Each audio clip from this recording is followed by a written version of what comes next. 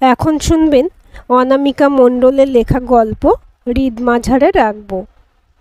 ইস, 8:15 বেজে গেল। এই স্টেশন রোডের জ্যামটা বড্ড বিরক্তিকর। সেই কখন থেকে অটোতে বসে আছে। জ্যামের জ্বালায় বন্দিপুর থেকে খড়দা স্টেশন অবধি আসতে আধ ঘন্টার উপর লেগে গেল। এখনও তো হরিসভার সামনে দাঁড়িয়ে। না, এই রাস্তাটুকু হেঁটেই চলে যাবে সে। অটোওয়ালাকে ভাড়ার খুচরো টাকা কটা হাতে গুঁজে দিয়েই ব্যাগটা কাঁধে নিয়ে প্রায় দৌড় লাগালো মৈত্রী। 8:27 ব্যারাকপুর লোকালটা ধরতে না পারলে তারপরে গ্যালোপিং কৃষ্ণনগর।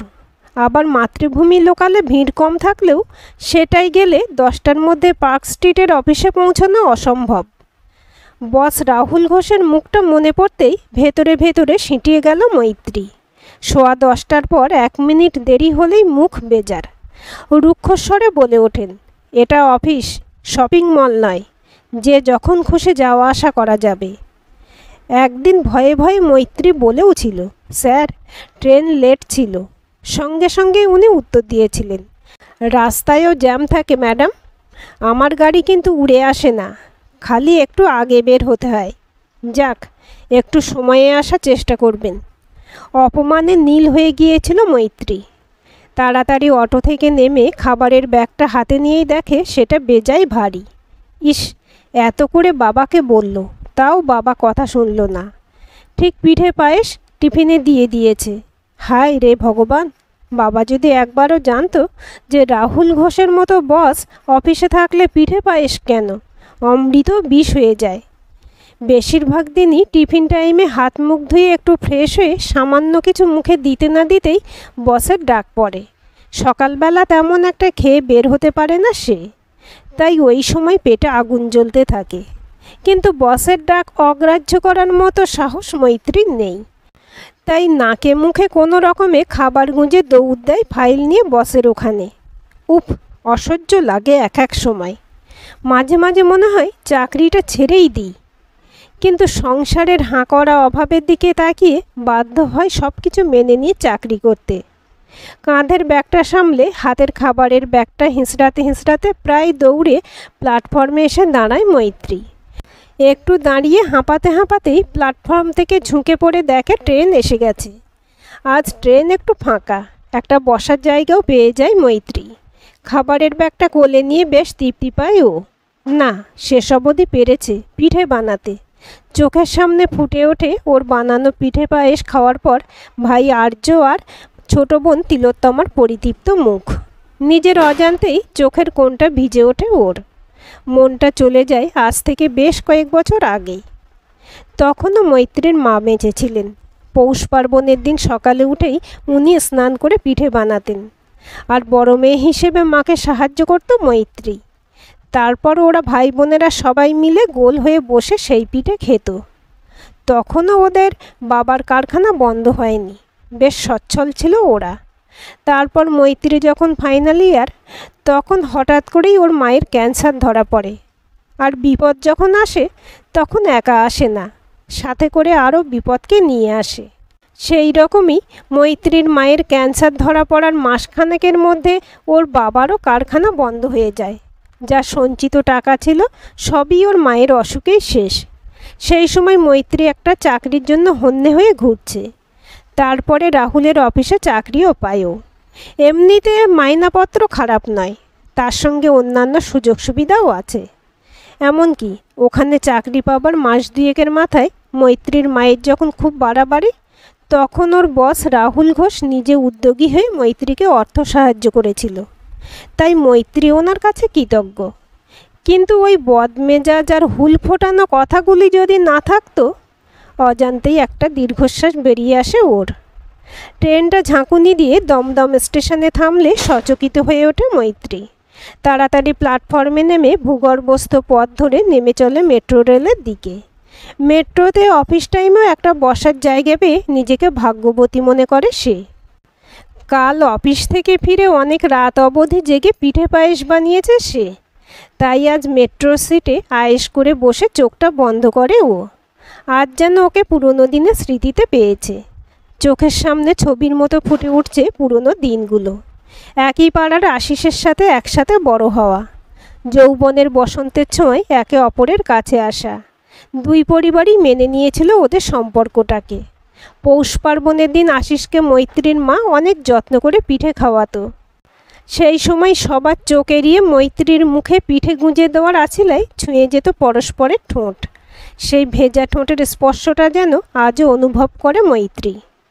তারপর মায়ের অসুখ, বাবার বেকার হয়ে যাওয়া, জীবনযুদ্ধের কঠিন অসময়ে মৈত্রী যখন দিশেহারা, তখন আস্তে আস্তে মৈত্রীর জীবন থেকে সরে আসে আশিস। কিছুদিন পর মৈত্রীর চোখের সামনে দিয়ে অবস্থাপন্ন বাড়ির মেয়েকে বিয়ে করে সে।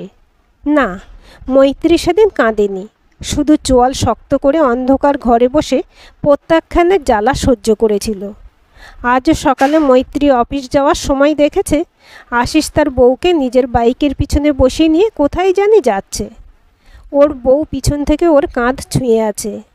ক্ষণিকের জন্য বুকের কাছটা একটু চিনচিন করে উঠল।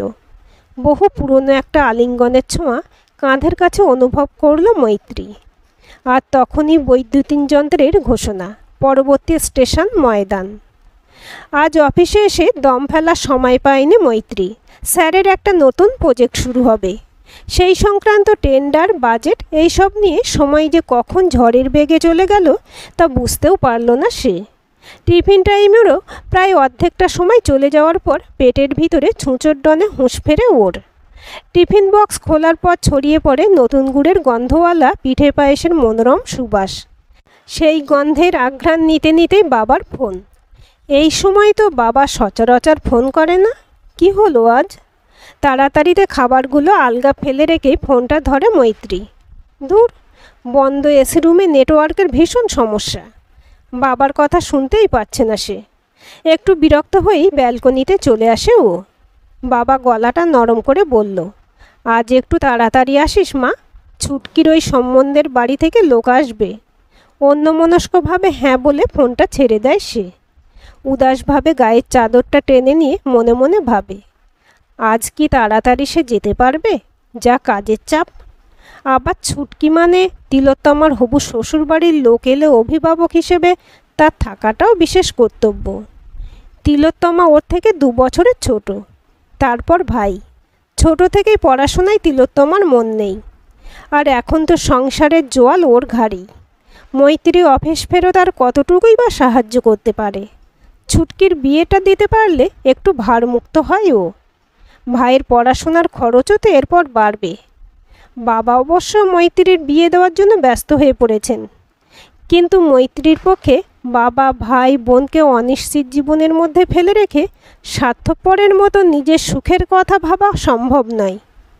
তাছাড়া এমনই এক শীতের দুপুরে সে তার কুমারিত্ব অর্পণ করেছিল আশিসকে। হঠাৎই যেন সুদূর লোক থেকে ভেসে আসে কুয়াশার ঝুল মাখা রোদ্দুরে নেতানো একটা দুপুরের স্মৃতি। দুটি নবীন বয়সের নারী পুরুষ ভালোবাসার আদিম খেলায় মেতেছে, আর তার শীতকার বুকের মাঝে স্মৃতির আলপনা হয়ে গেঁথে গেছে। নিজেকে অল্প সামলে নিয়ে সিদ্ধান্ত নেয় মৈত্রী, না, এই ভাঙা মন ও অসুচি শরীর নিয়ে তার পক্ষে আর বিয়ে করা সম্ভব নয়। নিজের টেবিলে এসে দেখে রাহুল ঘোষও টেবিলের সামনে দাঁড়ানো।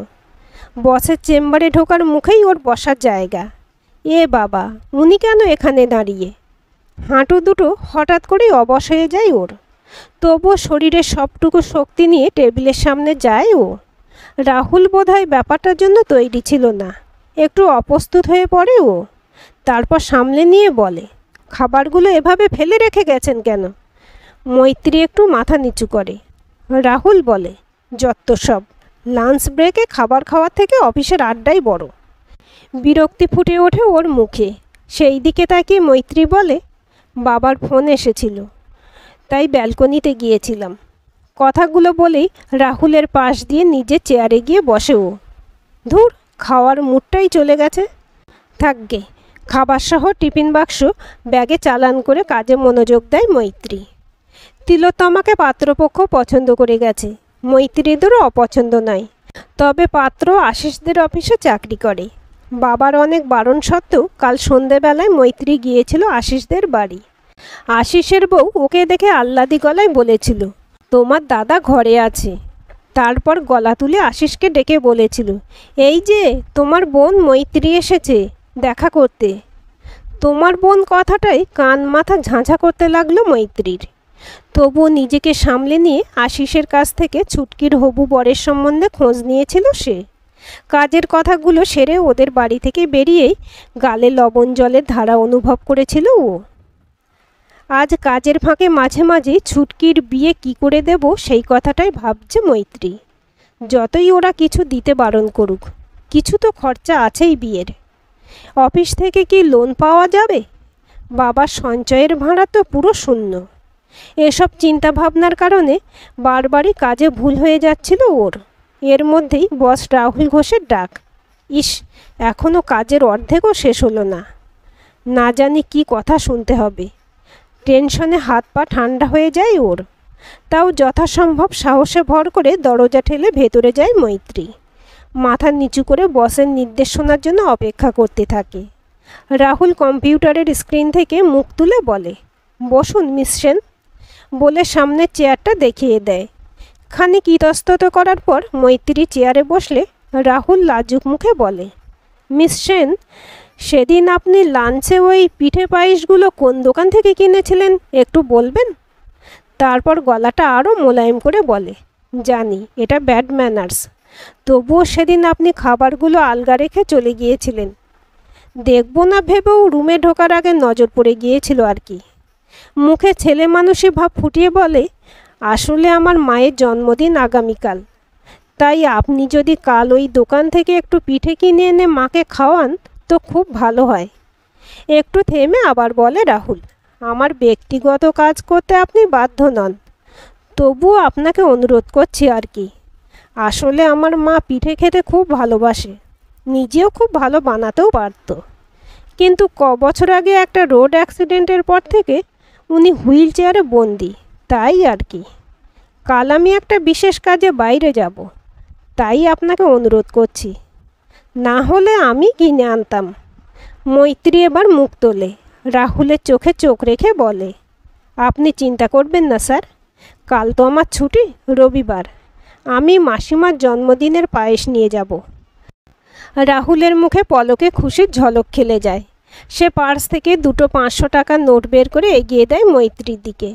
নোটগুলোর দিকে তাকিয়ে দৃঢ় গলায় মৈত্রী বলে, টাকাগুলো রেখে দিন স্যার, যদি দরকার হয় তো আমি চেয়ে নেব, বলে ঘর থেকে বেরিয়ে যায় ও। পরদিন দুপুরবেলা পিঠে পায়েস গুছিয়ে নিয়ে মৈত্রী যায় রাহুলদের বাড়ি। আগে একদিন একটা ফাইল নিতে এসেছিল ও এই বাড়িটাতে, তবে সেদিন বাইরের ঘর থেকে বিদায় নিয়েছিল। আজই প্রথম অন্দরে প্রবেশ করে মৈত্রী। দোতলা সিঁড়িতে পা দিয়েই শুনল গহরজানের কণ্ঠ, বেহাগ রাগে ভালোবাসিবে বলে ভালোবাসি না। গানটা মৈত্রীর মা প্রায় গাইত। মুহূর্তে মনটা উদাস হয়ে যায় ওর। ওর মা খুব ভালো ক্লাসিক্যাল গান গাইতে পারত। গহরজানের গান খুব প্রিয় ছিল ওনার। মৈত্রীও মায়ের থেকে ক্লাসিক্যাল গান শিখেছে। নিজের মনেও বেহাগ রাগটা ভাসতে থাকে বসার ঘরে সোফায় বসে। একটু পরে হুইল চেয়ারে করে রাহুলের মাকে নিয়ে একটি কাজের মেয়ে ওই ঘরে ঢোকে। আচমকা ওদের দেখে একটু হকচকিয়ে যায় মৈত্রী। তারপর রাহুলের মাকে প্রণাম করে ওনাকে জন্মদিনের শুভেচ্ছা জানায় ও। রাহুলের মা বীণাপাণি দেবী মৈত্রীকে খুব আন্তরিকভাবে নিজের ঘরে নিয়ে আসেন। জোর করে দুপুরের খাবার খাওয়ান। ওনার অনুরোধে মৈত্রী গান গায়, গল্প করে। নানা কথার মাঝে মৈত্রী জানতে পারে রাহুলের জীবনের করুণ কাহিনী। কয়েক বছর আগে রাহুলের বিয়ে হয় বিরাট ধনী ঘরের একটি মেয়ের সাথে। রাহুলের বাবাই নিজে পছন্দ করে ওনাদের পাল্টি ঘরের মেয়ের সাথে ছেলের বিয়ে দেন, কিন্তু সেই বিয়ে সুখের হয় না। কিছুদিন পর মেয়েটি রাহুলকে ডিভোর্স দিয়ে চলে যায়। এরপরে এক রোড অ্যাক্সিডেন্টে রাহুলের বাবা মারা যান ও উনি নিজে পঙ্গু হয়ে পড়েন। পরপর দুটো ঘটনার অভিঘাতে দিশেহারা হয়ে পড়ে রাহুল। তারপর থেকে রাহুলের হাসি খুশি মিশুকে স্বভাবটা বদলে গিয়ে বদরাগী খিটখিট হয়ে যায়। সেদিন বিকেলে বাড়ি ফেরার আগে মৈত্রীর থেকে ওর বাড়ির ঠিকানা, পরিবারের সবার খবর জেনে নেন বীণাপাণি দেবী। বিকেলবেলায় মৈত্রী বাড়ি ফেরার সময় ওনার কাছে আবার আসার অনুরোধ জানান উনি। মৈত্রী একটা দীর্ঘশ্বাস গোপন করে মনে মনে ভাবে, সেটা কি আর সম্ভব? মৈত্রী বীণাপাণি দেবীর কাছে অদরকারে এসেছে শুনলে হয়তো বস সবার সামনেই অপমান করবে। সেদিন এক মনে অফিসে বসে কাজ করছে মৈত্রী। এমন সময় রাহুলের জরুরি তলব। মুহূর্তে মুডটা অফ হয়ে যায় ওর। না জানি আবার কি কি কথা শোনাবে। গতকালই তো টেন্ডারের ব্যাপারে একটু ভুল হওয়ায় সবার সামনেই কথা শুনতে হয়েছে। আজ আবার কি জানি, আবার কিসের জন্য কথা শুনতে হবে। টকে যাওয়া মন নিয়েই রাহুলের ঘরে যায় ও। ঘরে ঢুকলে রাহুল হাসি মুখে মৈত্রীকে অভ্যর্থনা জানায়। রাহুল বলে, আমার মায়ের জন্মদিন উপলক্ষে একটা নৈশভোজের আয়োজন করেছি। আপনার পরিবারের সবাইকে আমি আমন্ত্রণ করতে চাই। আপনার বাড়ির ঠিকানাটা দেবেন? মৈত্রী বলে, আপনাকে আসতে হবে না, আমার বাবার ফোন নম্বরটা রাখুন, ফোন করলেই হবে। শুনে রাহুল বলল, আমি পুরনো ধারণায় বিশ্বাসী ম্যাডাম, আমি বাড়ি গিয়েই বলবো। আপনি ঠিকানা আর ফোন নম্বরটা দিন। তেতো গেলার মতো মুখ করে মৈত্রী ফোন নম্বর আর ঠিকানা দেয়। পরের দিন অফিস থেকে বাড়ি ফিরলে মৈত্রীর বাবা জানায় ওর বস রাহুল ঘোষ এসেছিল। পরের রবিবার ওদের বাড়িতে সবার নিমন্ত্রণ। মৈত্রী অবাক হয়ে বলে, কখন? তখন মৈত্রীর বাবা জানালেন, দুপুরবেলা উনি এসেছিলেন। তারপর বললেন, জানিস মা, খুব ভালো ছেলে রে, এত বড় লোক, অথচ কত অমায়িক ব্যবহার। আমাকে পায়ে হাত দিয়ে নমস্কারও করেছে রে। মৈত্রী অবাক হয়ে বলে, কই, ওনার সাথে বিকেলে দেখা হলো, উনি তো কিছু বললেন না। রবিবার দিন বিকেলে সবাই মিলে রাহুলদের বাড়িতে গেল। বীণাপানি দেবী ওদের পেয়ে খুব খুশি। রাতে খাওয়ার পর উনি মৈত্রীর বাবাকে বললেন, দাদা, আপনি তো সবই জানেন, আমার নিজের তেমন লোকজন নেই যে আপনার বাড়িতে গিয়ে বিয়ের কথা বলবে, আর আমি তো ঘরবন্দি, তাই আপনাদের ডেকে পাঠালাম। মৈত্রীর বাবা তখন বললেন, তাতে কি হয়েছে, আপনি বলুন। তখন বীণাপানি দেবী মৈত্রীর বাবাকে বলেন, আপনার মেয়ে সত্যিই গুণী। সেদিন কি সুন্দর পিঠে বানিয়ে খাইয়েছিল। আমার ছেলে না বুঝলেও আমি বুঝেছি যে ওগুলো ঘরে বানানো। পরে আপনার মেয়েকে ফোনে জিজ্ঞেস করে জানলাম ওই বানিয়েছিল। আর কি সুন্দর গান গায়। ও সত্যিই রূপে লক্ষ্মী আর গুণে সরস্বতী। একটু থেমে মৈত্রীর দিকে তাকিয়ে বলেন, তোমাকে আমার ঘরের লক্ষ্মী করে আনতে চাই, খুব তাড়াতাড়ি। ওনার কথা শেষ হওয়ার সাথে সাথেই মৈত্রী বলে, এ হয় না, আমি কিছুতেই বিয়ে করতে পারবো না, বলে ওদের বাড়ি থেকে বের হয়ে আসে। বাড়ি এসে বাবার অনেক অনুরোধেও রাহুলকে বিয়ে করতে রাজি হয় না মৈত্রী। এরপর বেশ কটা দিন কেটে গেছে। মৈত্রী চাকরি না ছাড়লেও একটা ছুটির আবেদন মেল করে পাঠিয়ে দিয়েছে। এদিক ওদিক চাকরির খোঁজে হন্যে হয়ে ঘুরছে ও। এদিকে তিলোত্তমারও বিয়ের কথা পাকা হয়ে গেছে, অথচ ও চাকরি নেই। কি করে কি করবে, সেই চিন্তায় পাগল এখন মৈত্রী। দিন 15 বাদে একটা মেল পেল ও। দুদিন পর অফিসে ওকে আসতে বলা হয়েছে। সত্যিই তো, 7 দিনের ছুটি দরখাস্ত দিয়ে 15 দিন হয়ে গেছে, অথচ ও এখনও অফিসে গেল না। কিন্তু ওই লোকটার মুখোমুখি হতেও আর ইচ্ছে করছে না। দুদিন পর অনেক দ্বিধা দ্বন্দ্ব নিয়ে গেল অফিসে। নিজের চেয়ারটার দিকে তাকিয়ে মনটা হু হু করে উঠল মৈত্রীর। বস যতই খারাপ ব্যবহার করুক না কেন, মাইনেটা ভালো দিত। এই রকম একটা চাকরি কি ও পাবে? একটু পরে রাহুল ঘোষের ঘর থেকে ডাক আসে। মৈত্রী নিজেকে শক্ত করে যায় ওনার ঘরে। রাহুল মৈত্রীকে বসতে বলে। তারপর বলে, আমি এখানের ব্যবসা বিক্রি করে দিয়ে মাকে নিয়ে এই শহর ছেড়ে চলে যাচ্ছি ম্যাডাম। কোম্পানির মালিকানা বদল হচ্ছে, তবে আপনাদের চাকরিতে বহাল রাখার অনুরোধ আমি রেখে যাব। হয়তো আপনাদের কোনো অসুবিধা হবে না।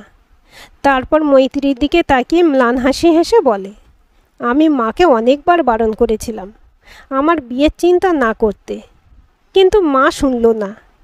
আপনাকে অকারণ বিড়ম্বনায় ফেললেন। তারপরে মুচকি হেসে বললেন, আমার মতো বদরাগী ডিভোর্সি ছেলেকে কে আর বিয়ে করবে বলুন? কে আর জেচে পড়ে অশান্তি জীবনে আনতে চায়? তারপর স্বগতোক্তির মতো বলে, কিন্তু বিশ্বাস করুন, আমি এমন ছিলাম না। কেন যে বদলে গেলাম, পারমিতার না থাক, বলে থেমে যায় রাহুল। মৈত্রী চোখ তুলে বলে, বলুন কেন এমন করেন? বিষণ্ণ গলায় রাহুল বলে, আসলে পারমিতা মানে আমার স্ত্রীর আমাকে ছেড়ে চলে যাওয়াটা আজও আমাকে কষ্ট দেয়। মনে হয় সবাই কত সুখী, অথচ আমিই বঞ্চিত। খুব রাগ হয়, বিশ্বাস করুন। ভেঙে চুরে তছনছ করে দিতে ইচ্ছে হয় সব কিছু। এবার মৈত্রীর মুখে করুণ হাসি ফুটে উঠল। গলায় হতাশা ফুটিয়ে সে বলল, আসলে জীবনে সব তো পেয়ে এসেছেন, তাই না পাওয়াটাকে মেনে নিতে পারেন না। তবে আপনার কষ্টটা আমি বুঝি। প্রার্থনা করি আপনার জীবনে একজন ভালো মানুষ আসুক, আপনার জীবনসঙ্গিনী হয়ে, বলে মাথা নিচু করে মৈত্রী। রাহুল এবার রুক্ষস্বরে বলে, থাক, আমাকে আর করুণা করতে হবে না। আপনি বরং আপনার প্রিয় মানুষকে নিয়ে ঘর করুন গিয়ে। এবার মৈত্রীর দু চোখ দিয়ে নোনতা জলের ধারা নামে। সেই দিকে তাকিয়ে রাহুল বলে, আপনি মেয়ে, তাই কাঁদতে পারেন, কিন্তু আমাদের হাজার কষ্ট হলেও কাঁদতে নেই। যাক, আপনি আপনার মনের মানুষকে নিয়ে ঘর বাঁধুন, আমার শুভেচ্ছা রইল। মৈত্রী একটু চুপ করে থাকে, তারপর উদাস গলায় বলে, আপনি কি ভাবলেন আমি অন্য কাউকে ভালোবাসি? রাহুল চুপ করে থাকে। তখন মৈত্রী বলে, আপনি ভুল ভাবছেন স্যার। আমি পরিবারের একমাত্র রোজগারে মানুষ। আমার চাকরির টাকায় ভাইয়ের পড়াশোনা, বোনের বিয়ে, বাবার দেখাশোনা সব করতে হয়। তাই বিয়ে করে সংসারী হওয়া সম্ভব নয় স্যার। আর আপনি মনের মানুষের কথা বলছিলেন না? ভাবছিলাম বলবো না, তবুও আপনাকে বলতে বাধ্য হচ্ছি। মনের মানুষ আমার জীবনে একজন ছিল। সামাজিক বিয়ে না হলেও তাকে আমি আমার স্বামীর সম্মান দিয়ে নিজের সর্বস্ব অর্পণ করেছিলাম। কিন্তু আমার চরম বিপদের দিনে সে আমার হাত ছেড়ে অন্য কারোর হয়ে যায়। আমার জন্য রেখে যায় লজ্জা, অপমান আর স্বপ্নভঙ্গের জ্বালা। তাই বাবা যতই বলুক, এই ভাঙা মন আর শরীর নিয়ে কারোর জীবনে আসতে চাই না। এতগুলো কথা একটানা বলে মৈত্রী হাঁপাতে থাকে। রাহুল একটা জলের গ্লাস মৈত্রীর দিকে এগিয়ে দিয়ে বলে, একবার কি চেষ্টা করা যায় না ম্যাডাম? দুটো ভাঙা মনের মানুষ কি একসাথে চলতে পারে না?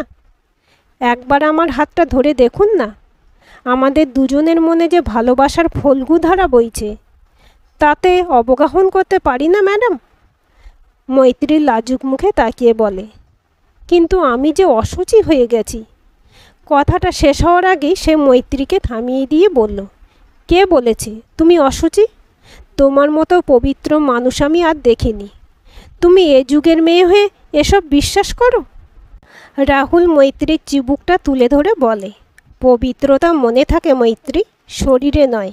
আর শোনো, বিয়ের পরও তুমি যেমন চাকরি করছো তেমনই চাকরি করবে, আর নিজের সংসার দেখবে। আমি যদি বিয়ের পর আমার পরিবারের দায়িত্ব নিতে পারি, তো তুমি কেন পারবে না? রাহুলের মুখে নিজের নামটা প্রথম শুনে একটু কেঁপে ওঠে মৈত্রী। কাঁপা কাঁপা গলায় বলে, আমি কি পারবো? রাহুল মৈত্রীর হাতে আলতো চাপ দিয়ে বলে, পারবে গো। সেই প্রথম দিন তোমাকে দেখার পর থেকে আমি তোমাকে ভালোবেসে ফেলেছি। আর আমার ভালোবাসাকে হারাতে দিও না। বিকেলের মরা রোদ ঘরের ভেতরে ঢুকে রাহুলের গালে অদ্ভুত আলো আঁধারির নকশা কেটে যায়। সেই দিকে তাকিয়ে মৈত্রীর কেমন যেন একটা ঘোর লেগে যায়। মন্ত্রমুগ্ধের মতো সে বলে, এতদিন ধরে বুকের ভিতরে এত ভালোবাসা জমাট বেঁধে রেখে দিয়েছিলে? রাহুল কিছু না বলে খালি ঘাড় নাড়ায়। মৈত্রী রাহুলের রোদের নকশা কাটা গালের উপর আঙুল ছুঁয়ে বলে, পাশে আছি। আজকের গল্পটি কেমন লাগলো কমেন্ট করে জানাবেন। ভালো লাগলে লাইক, হাইপ, শেয়ার করবেন। আর চ্যানেলটি সাবস্ক্রাইব করে বেল আইকনটি ক্লিক করে রাখতে ভুলবেন না।